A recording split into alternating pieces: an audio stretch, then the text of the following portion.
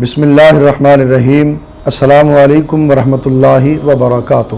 ناظرین، آپ جانتے ہیں کہ پاکستان کا قیام لا الہ الا اللہ محمد رسول اللہ کی بنیاد پر کیا گیا اور اس کلمے کے نفاذ کے لیے ساری جد و جہد اور کوشش کی گئی، اور پھر اس کلمے کے نفاذ کے لیے اتنی قربانیاں اور اتنی شہادتوں کے بعد اللہ پاک نے ہمیں یہ ملک عزیز عطا فرمایا۔ لیکن بدقسمتی یہ ہے کہ 70 سال گزر جانے کے باوجود پاکستان میں لا الہ الا اللہ کے نفاذ کا خواب شرمندہ تعبیر نہیں ہو سکا۔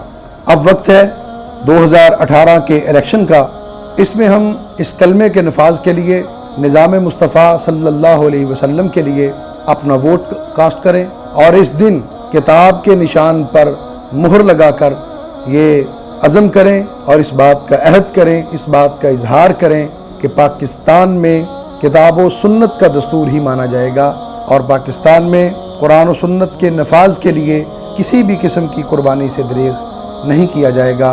اسلام پسند اور اسلام کے دشمنوں کے مابین یہ مقابلہ ہے، دین چاہنے والے اور دین بیزار لوگوں کے درمیان یہ مقابلہ ہے۔ 25 جولائی کو کتاب پہ مہر لگا کے اپنے اسلام پسند، دین پسند ہونے کا ثبوت دیجئے اور سچے غلامان مصطفیٰ میں نام لکھوائیں۔